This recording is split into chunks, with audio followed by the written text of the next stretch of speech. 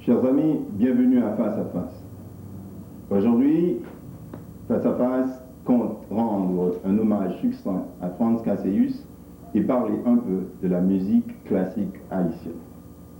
La culture d'un peuple l'identifie et le distingue partout où il puisse se trouver. Ceux qui ont contribué à l'améliorer, à l'enrichir et à la faire connaître sur d'autres scènes, non seulement ont accompli leur devoir de patriote, mais encore méritent d'être reconnus. C'est ainsi que le 12 avril dernier, un brillant hommage musical a été rendu par les artistes haïtiens à Franz Cassius. Franz Cassius, que dire de lui qui n'est encore dit? Virtuose émérité, génie de guitariste, un musicien haïtien qui a transporté la musique classique haïtienne partout où il va. Sa touche, ses compositions, ses adaptations ont émerveillé le monde international d'Europe et d'Amérique latine.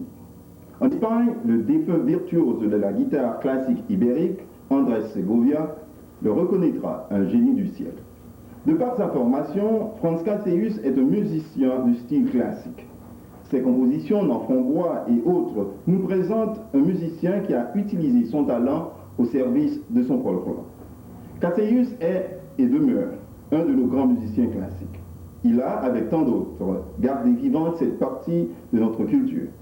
Sur recommandation médicale, il a été forcé de prendre sa retraite. Et on se demande s'il existe aujourd'hui un mouvement pour assurer cette continuité. En notre compagnie aujourd'hui se trouvent Eddie Altiné et Yvon Millien, guitaristes classiques, invités à Face pour parler de l'évolution de la musique classique haïtienne.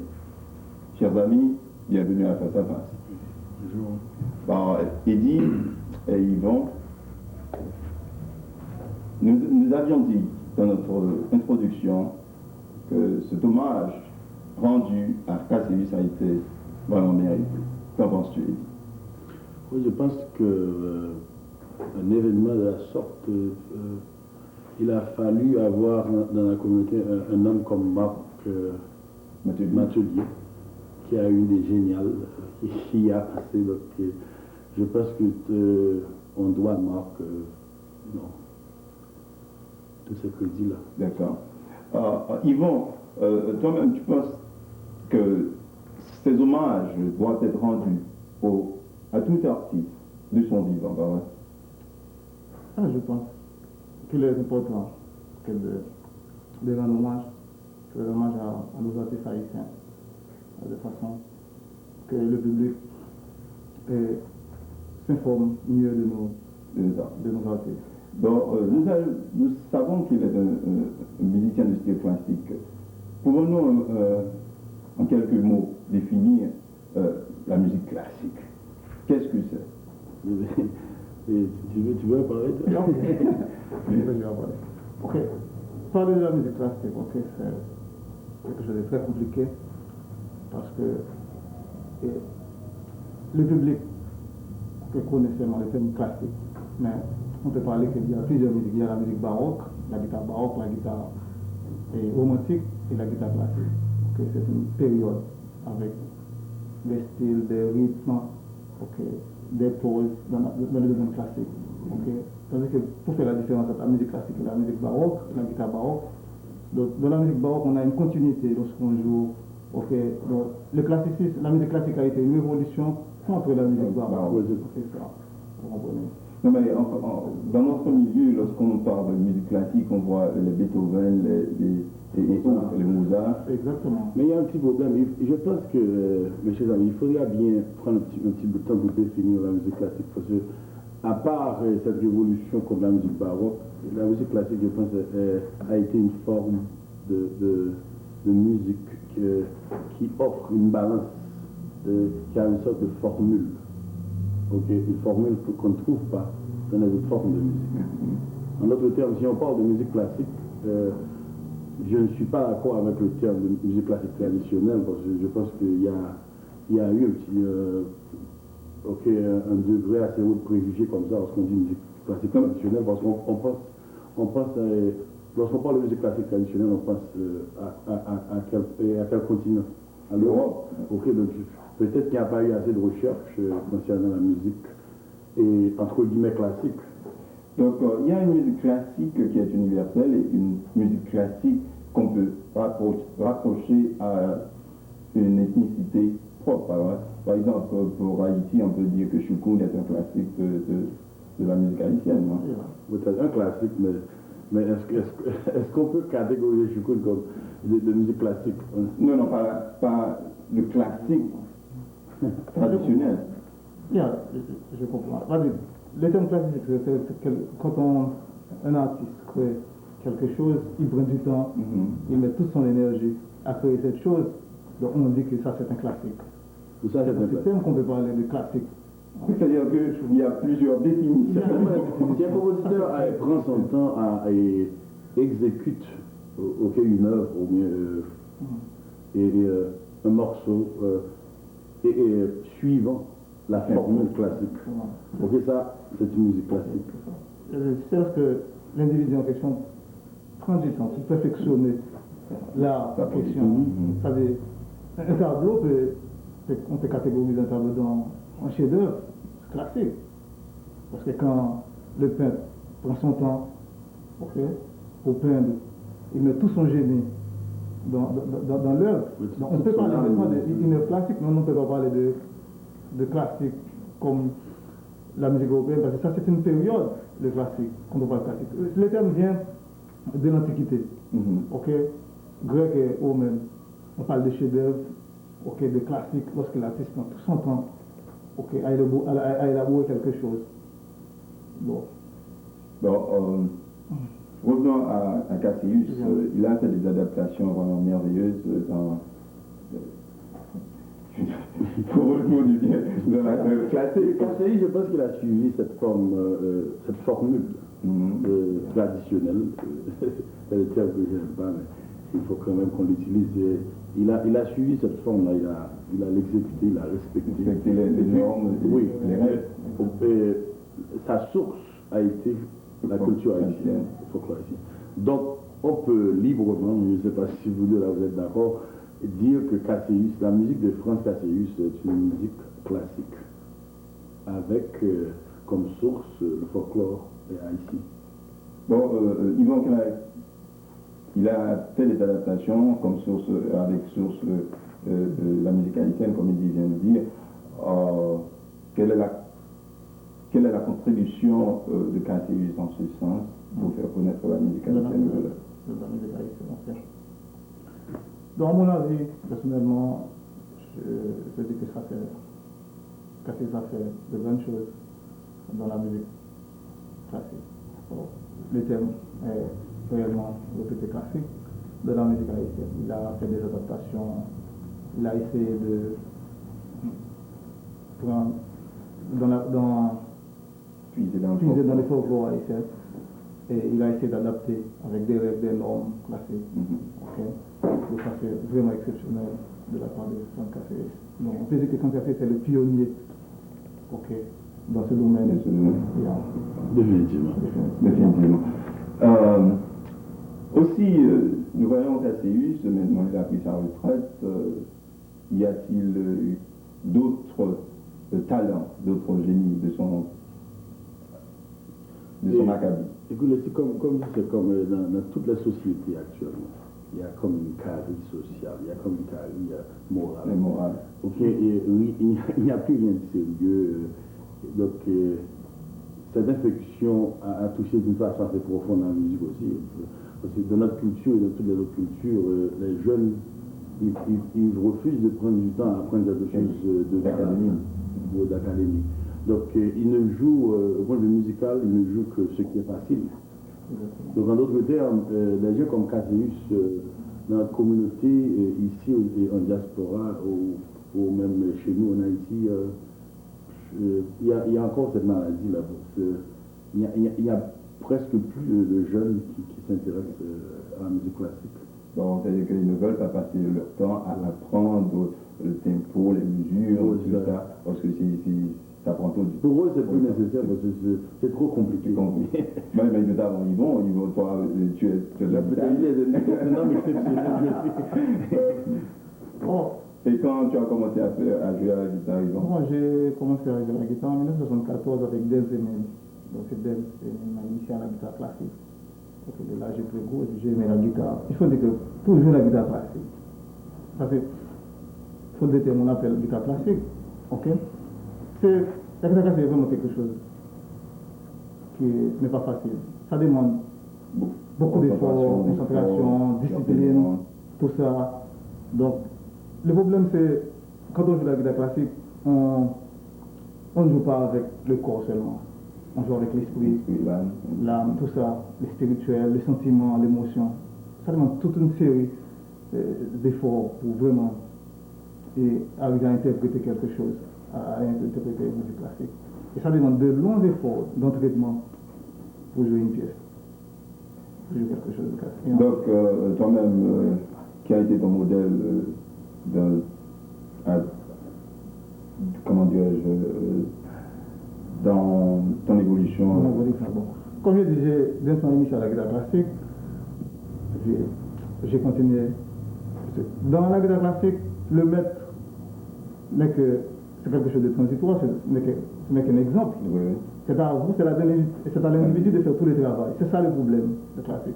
Ils ont de trouver le maître intérieur, après le maître physique, le maître transitoire. C'est à vous maintenant de vous imposer, d'essayer de jouer, de surmonter des difficultés. Parce qu'il y a beaucoup de difficultés dans la guitare classique, de jouer la guitare.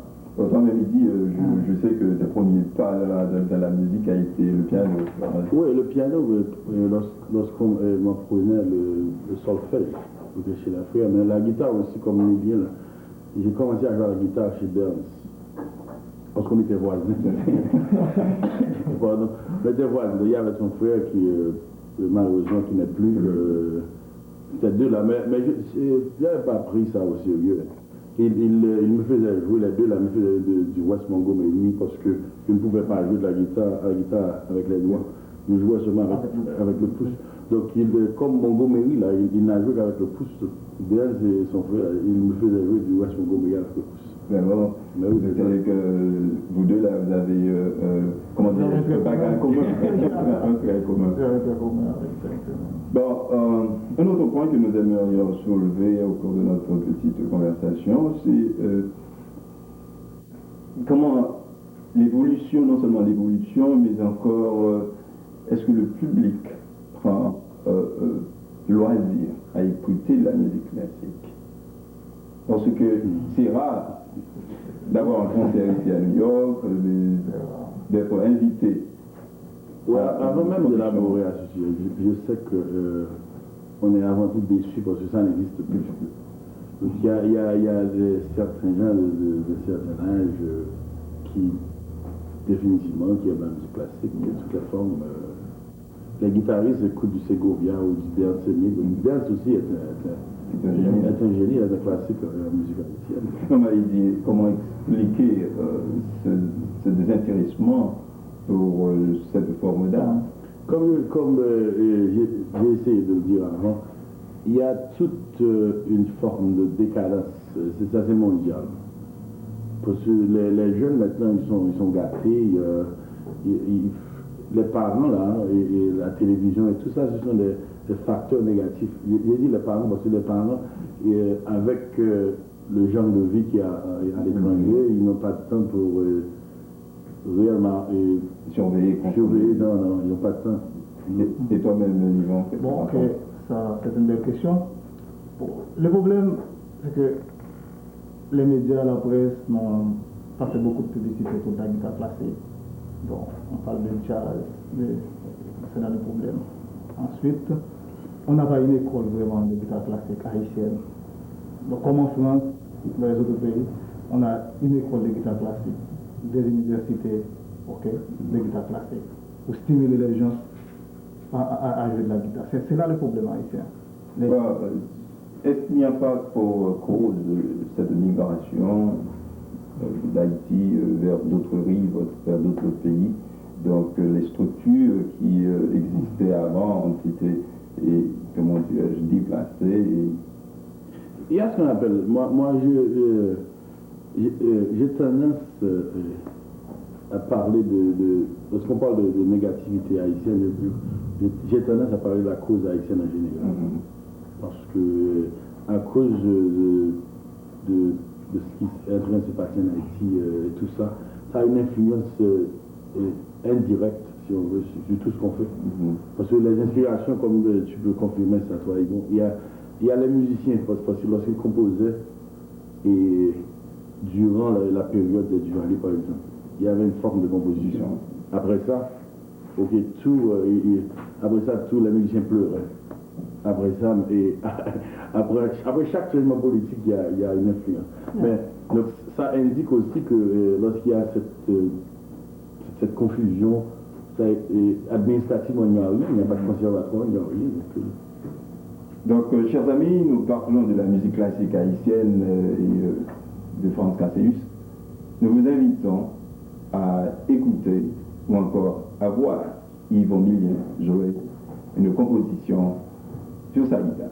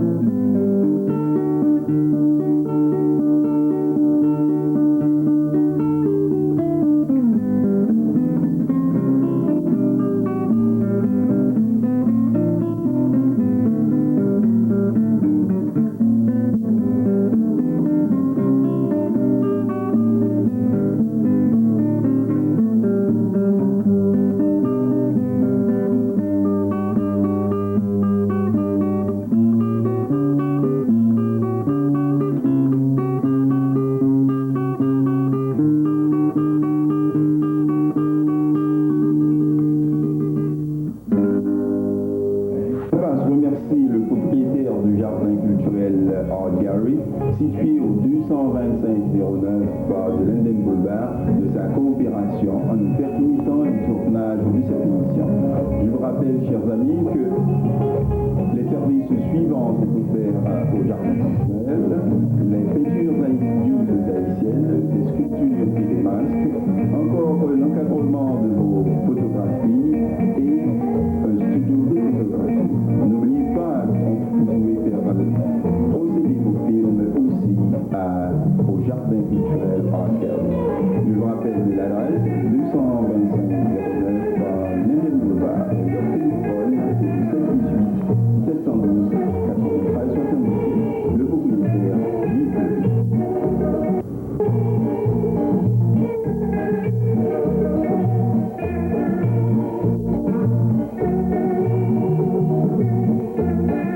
Chers amis, je vous rappelle que vous êtes toujours à Face à Face. Nous parlons de Franz Cassius et la musique classique haïtienne en compagnie de Yvon Millien et Eddie Altiné. Nous espérons que vous avez pris plaisir à écouter cette interprétation de Yvon Millien.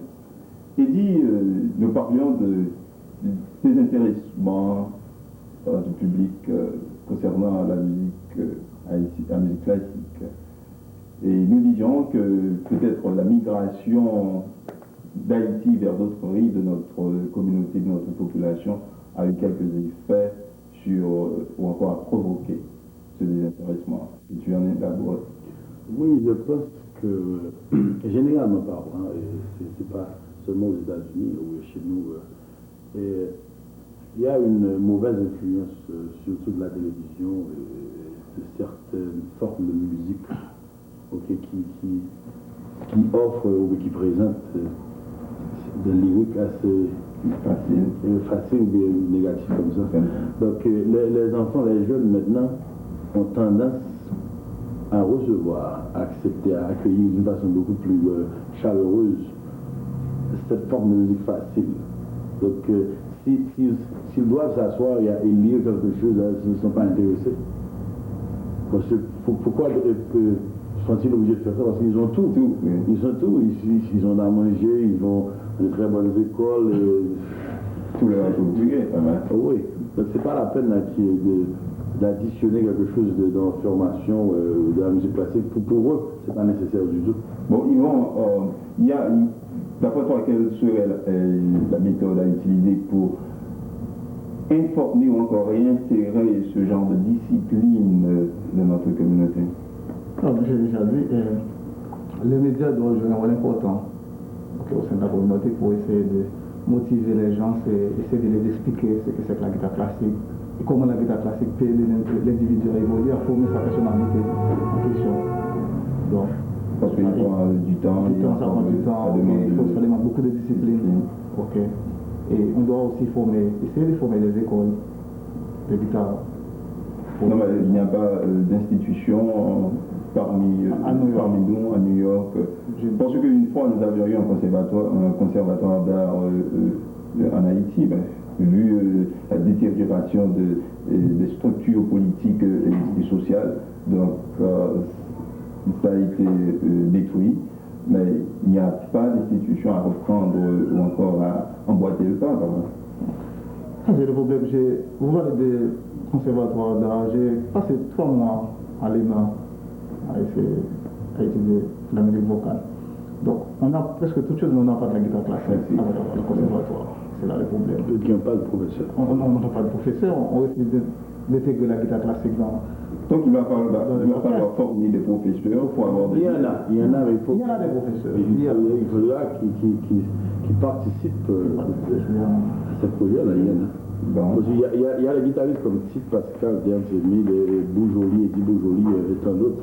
Il dit, ils vont présenter un disque de musique. Pensez qu'il y a un marché ou encore un public pourrait s'intéresser à son produit parce que pour moi, l'artiste doit être encouragé, quelle que soit sa forme d'art, que ce soit la peinture, la musique et autres.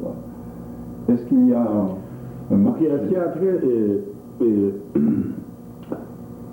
son projet, là, son œuvre? Oui, tout est facile ici, mais on a un problème culturel. Les Haïtiens à New York ou en Haïti, on ne s'aime pas, on ne s'entend pas. Donc, la musique classique, personne on en joue, mais c'est pas tellement. Donc, la musique classique haïtienne, on a une autre raison pour jouer ça. Donc, c'est pas. Lui, il aime la musique classique, il aime la musique haïtienne, donc il a eu l'initiative, donc il a pris l'initiative, il a tout fait. Il n'y a pas de publicité qui a été faite autour de ça. Il y a 2 formes de production. Il y a une production commerciale, totalement commerciale. Donc le produit, si ça se vend, le producteur est intéressé. Si ça ne se vend pas, il ne va pas produire ça. Il a un genre de produit que peut-être toi ou moi, on va acheter ça. Okay, parce qu'on a du goût et puis on aime la bonne musique et tout ça. Okay, lui, il a dépensé son argent et il a tout fait. Donc il est son producteur, il est l'artiste, il est tout. Donc ça va être beaucoup difficile, ça va être très difficile pour lui de vendre ça parce que moi on va acheter, je suis sûr qu'il y aura peut-être 200 ou 300 personnes à acheter sa cassette, c'est tout. Et toi-même, Yvon, depuis quand c'est paru ta cassette? C'est l'année dernière. Est-ce que c'est sur le marché? Quelle a été la réponse du public? Donc sur le marché haïtien, donc, ça a marché un peu. Mais j'ai beaucoup d'amis étrangers, donc ça, du côté d'eux, ils apprécient la musique classique. Voilà pourquoi il a écrit quelque chose sur moi. Ok, donc ça a plus ou moins. Vous savez que vous êtes plutôt connu ailleurs que chez nous. Je suis plutôt connu ailleurs, c'est là le problème. Peut-être qu'ils vont, tu n'as pas pris du temps à t'introduire parce que. Yeah, c'est ça. Moi, je ne savais pas que tu étais un guitariste classique, je ne savais pas ça. Donc je t'invite officiellement à venir sur Télécajou et jouer un petit peu. Oui, oui, ça veut dire que Eddie est le présentateur de Télécajou. Oui, oui. Je suis Chanel 25, donc on va échanger les coordonnées. Il faut que tu te connaisses. Ben oui, c'est surtout notre face à face de faire connaître les talents haïtiens. Parce que je ne veux pas dire qu'ils sont cachés, mais on ne les apporte pas sur la scène pour communier avec le public. Je ne sais pas si le problème vient de l'artiste, ou encore vient du public, ou encore vient du producteur. Donc il va falloir on résout ce problème. Et toi-même, tu te trouves engagé dans un certain spectrum de la vie, ou encore. Parce que KCIS lui-même s'est surtout concentré sur le folklore. Il y a des artistes qui aimeraient faire vivre le moment.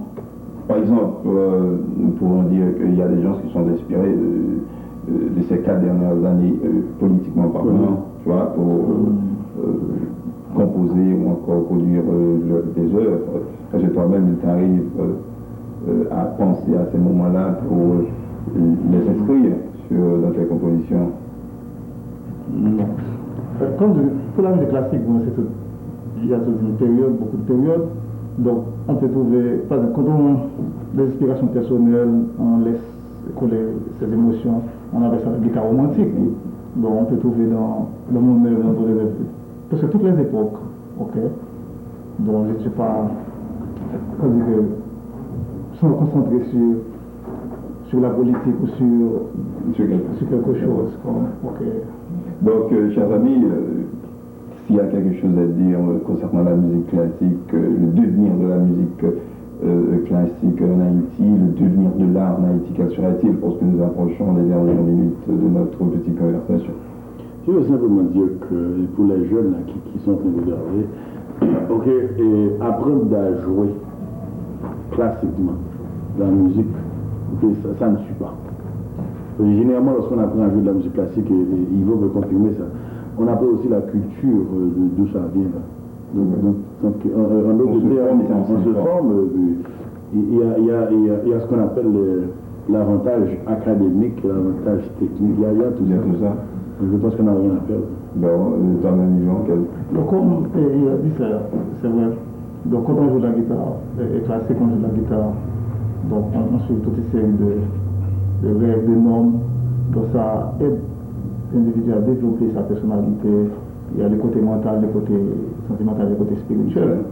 Donc, moi, ce que je souhaite, c'est que les jeunes de nos jours, ils doivent apprendre à apprécier la musique classique et essayer de jouer.